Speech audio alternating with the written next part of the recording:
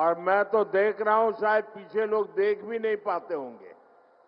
मैं अभी दोनों तरफ कोने पर जाकर देखा, दूर दूर तक लोग ही लोग हैं।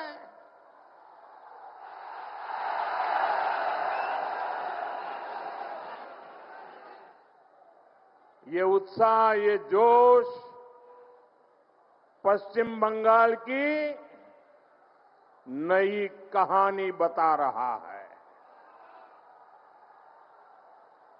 और मैं देख रहा हूं बहुत बड़ी संख्या में माताएं बहनें आशीर्वाद देने आई है, किसान आए हैं, श्रमिक आए हैं और नौजवानों का जोश तो हम सब देख रहे हैं।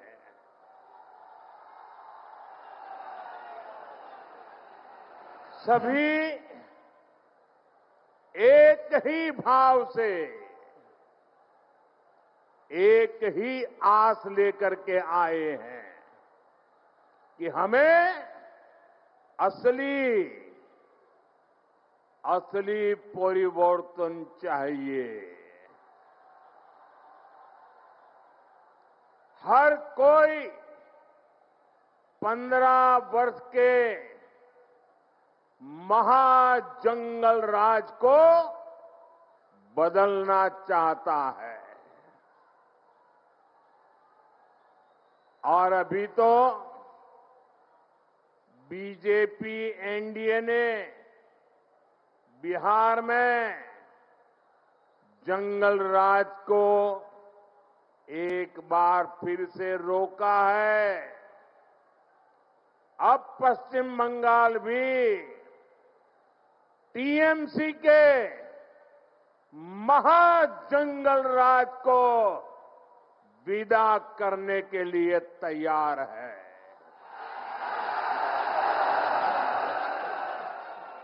तैयार है ना? पक्का? तो मेरे साथ एक संकल्प लेंगे? संकल्प लेंगे? मैं कहूंगा, पलटानो दोरकार, पलटानो दोरकार। आप कहेंगे चाय बीजेपी सरकार। पलटानो दोरकार, पलटानो दोरकार, पलटानो दोरकार, पलटानो दोरकार, पलटानो दोरकार। साथियों, मैं आज ऐसे समय में सिंगूर आया हूं जब देश ने वंदे मातरम के 150 वर्ष पूरे होने का उत्सव मनाया है। संसद में भी विशेष चर्चा करके वंदे मातरम का गौरव गान किया है। पूरी संसद ने, पूरे देश ने ऋषि बंकिम चंद्र चट्टोपाध्याय जी को श्रद्धा भाव से नमन किया। हुगली और वंदे मातरम का रिश्ता तो और भी विशेष है। कहते हैं यहीं पर ऋषि बंकिम जी ने वंदे मातरम को उसका पूर्ण स्वरूप दिया। साथियों, जिस प्रकार वंदे मातरम आजादी का उद्घोष बना था, हमें वंदे मातरम को, पश्चिम बंगाल को, भारत को विकसित बनाने का मंत्र भी बनाना है। साथियों, बंगाल की धरती ने देश की विरासत, देश की आजादी के लिए जो दिशा दी, जो नेतृत्व दिया, बीजेपी उस प्रेरणा को राष्ट्र के कोने कोने तक ले जा रही है। ये भाजपा सरकार ही है जिसने दिल्ली में कर्तव्य पथ पर इंडिया गेट के सामने नेताजी सुभाष बाबू की प्रतिमा लगाई है।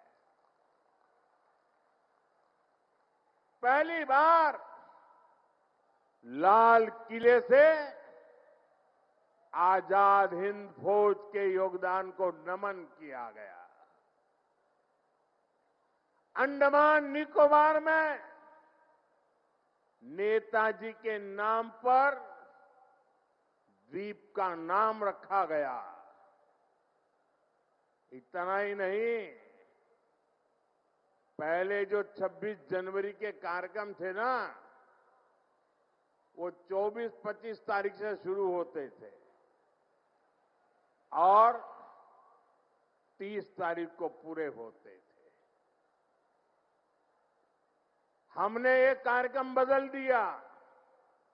हमने अब 23 जनवरी सुभाष बाबू की जन्म जयंती से शुरू किया और महात्मा गांधी की पुण्यतिथि पर पूरा करने का तय किया।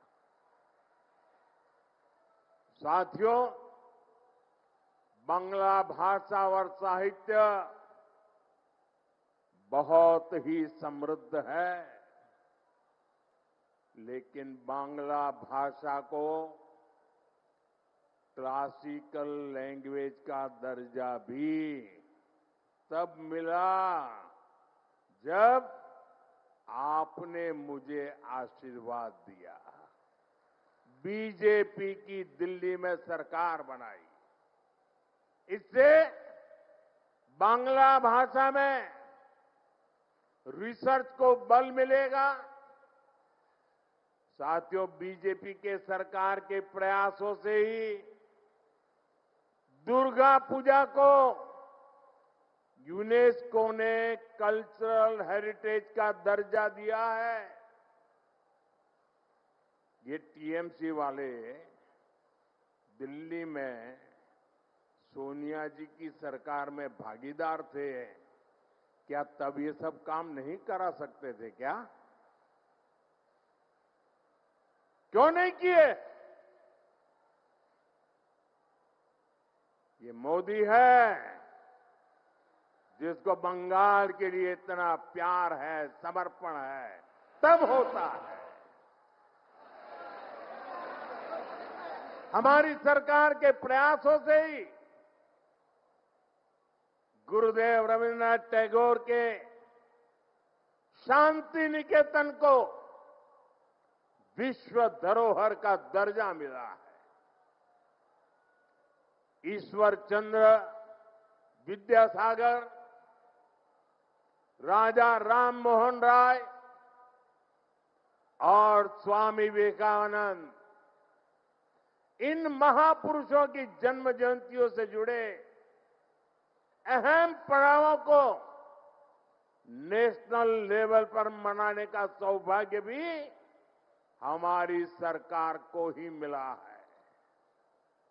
ये हम इसलिए कह रहे हैं और हम इसलिए कर रहे हैं क्योंकि बीजेपी विकास और विरासत दोनों को महत्व देती है। विकास और विरासत के इसी मॉडल पर चलते हुए बीजेपी पश्चिम बंगाल के विकास को भी गति देगी। साथियों, पश्चिम बंगाल का सामर्थ्य बहुत बड़ा है।